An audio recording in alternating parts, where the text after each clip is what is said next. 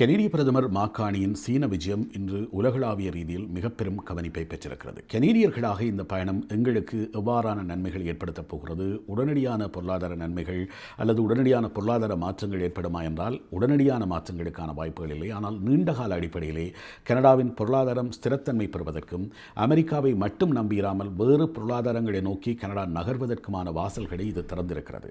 நீண்டகாலமாக கனடாவிற்கும் சீனாவிற்கும் இடையில் ராஜதந்திர ரீதியாகவும் பொருளாதார ரீதியாகவும் காணப்பட்டு வந்த உறவு சிக்கலை தீர்க்கின்ற வகையிலே பிரதமருடைய இந்த விஜயம் அமைந்திருக்கிறது.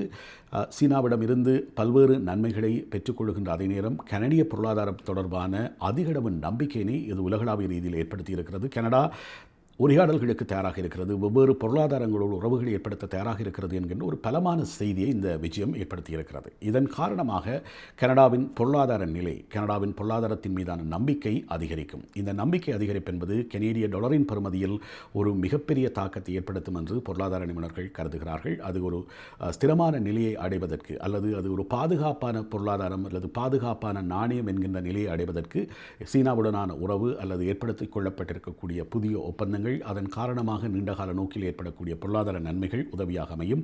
சீனாவோடு மட்டும் நின்று விடாமல் இன்னும் பல நாடுகளோடு பொருளாதார உறவுகளை விஸ்தரிப்பதற்கு கனேடிய பிரதமர் திட்டமிட்டிருக்கிறார். உலகின் மிக முக்கியமான ஒரு பொருளாதார நிபுணராக இருக்கக்கூடிய மாக்கானி தன்னுடைய பொருளாதார திறனை இது போன்ற நகர்வுகளின் ஊடாக பயன்படுத்தி கனடாவின் பொருளாதாரத்தை ஒரு ஸ்திரமான நிலைக்கு கொண்டு வருவதற்கும் அமெரிக்கா கொண்டு வந்திருக்கக்கூடிய அழுத்தங்களிலிருந்து கனடாவை விடுவித்து ஒரு சுயாதீனமான வேறு பொருளாதாரங்களை நோக்கி நகர்கின்ற ஒரு நாடாக கட்டமைப்பதற்கும் அவருடைய இந்த முயற்சி என்பது மிக மிக முக்கியமானது.